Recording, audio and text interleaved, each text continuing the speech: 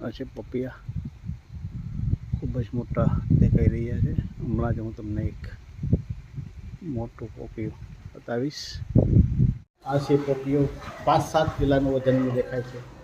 એ હમણાં જ આપણે તમને પપૈયાની અંદર બતાવ્યું છે.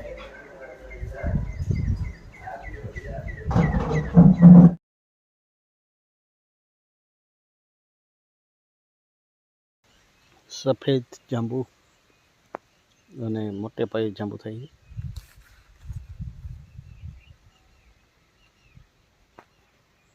જોઈએ છે તો ઉપર પણ ઝુમકા દેખાય છે. હજુ શરૂઆત છે.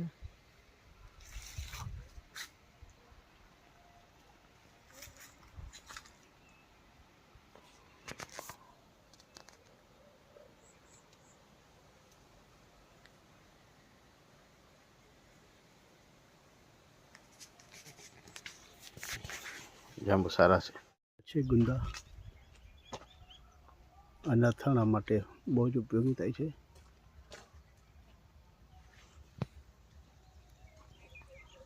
હમણાં જ આજે જ અને પાડી લેવામાં આવ્યા છે અને ખૂબ સરસ અથાણા બની શકશે.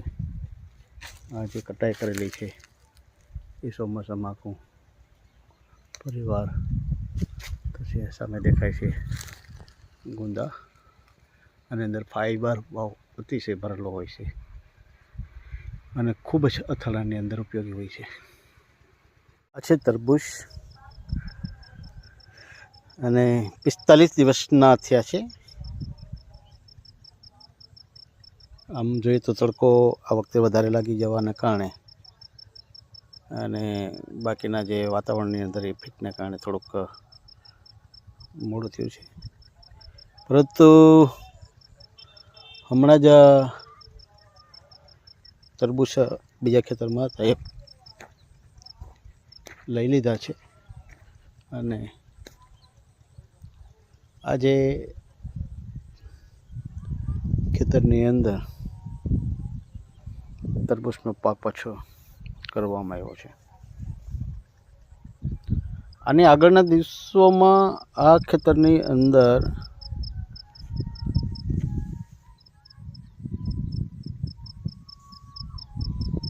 હારવો કહેવામાં આવે, એટલે કે તુર દાળ હતી. હું છું વાજારામ. તુર દાળનો જે હારવો છે એ બહુ અઘરો છે. આ તુર દાળના બીજ છે એ જમીનને શોષી લે છે, છતાં પણ તરબૂચ છે એ ઇંગ્લિશમાં એને વોટર કેનન કહે છે.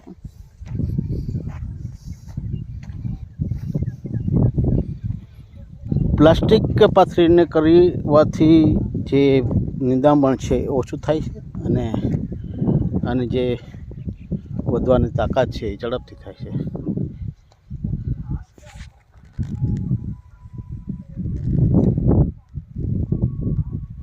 સોનમાખા આવે એટલા માટે પીળા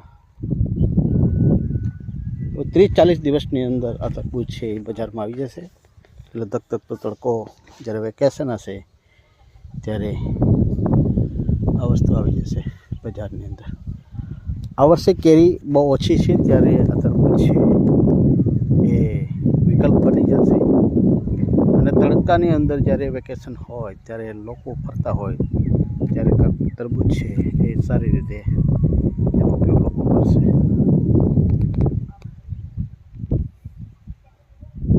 ખૂબ જ ઝડપથી રોજે રોજ કલાક હવે પાણી આપવું પડે છે અને અત્યારે તરબૂચ નવેલા છે એમ આપણે બીજ એટલે શીશા દેખાઈ રહ્યા છે. મોર આની અંદર જ્યારે આવે છે ત્યારે આ શીશાને નુકસાન કરે છે, તો ખાસ કાળજી રાખવી પડે છે. અને જંગલી જે જાનવર હોય એની પણ રાત્રિના રાખવું કરવું પડે છે.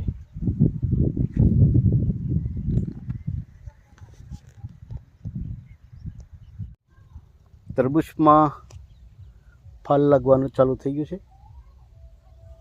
આપ જોઈ શકીએ છીએ આ એક દેખાઈ રહી છે. 2-3 દિવસ પહેલાં તો બહુ જ નાનું હતું, પરંતુ હમણાં જ વધી રહ્યા છે. આનું જે તરબૂચનું પ્લાનિંગ છે એ હકીકતમાં ઉનાળામાં બહુ ખવાય છે, પરંતુ આપણે જોઈએ છીએ ત્યારે એ છે દેખાય છે બીજું પણ તરબૂચ સામે દેખાય છે. એટલે ફાલ બેસી ગયો છે આમ જોઈએ તો, આમ અને એને જે માવજત છે રોજ પાણી પાવાની એ પણ બહુ સારી રીતે ચાલુ થઈ ગઈ છે. હું છું વાજારામ. આધુનિક ખેતીની અંદર જ્યારે ખેડૂતો જઈ રહ્યા છે ત્યારે ખૂબ જ જે અઘરા પડતા જે ખર્ચા છે એ દૂર થઈ રહ્યા છે અને ખૂબ ચોકસાઈથી એના ભાવ મેળવવા માટે કટિબદ્ધ થઈ રહ્યા છે. આ જે છે એ હમણાં ભરપૂર દેખાય છે. હમણાં 3-4 દિવસ પહેલાં બહુ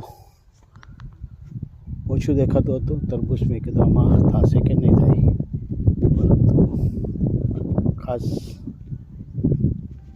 કાળજી રાખવાને કારણે એ વધી રહ્યા છે. ફક્ત 30-40 દિવસના અંદર જ આ બધો વિસ્તાર છે હરોભરો થઈ જશે ને તરબૂચ જ દેખાશે. હમણાં જ આપણે 3-4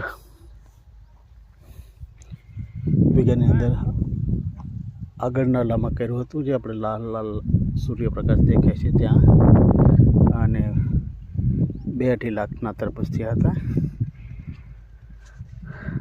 તો આ જે માવજત છે, અને ફરીવાર બીજું કે આ જે દેખાય છે એ કંટોલા ચોમાસાની અંદર એનું પણ વાવેતર થઈ ગયું છે.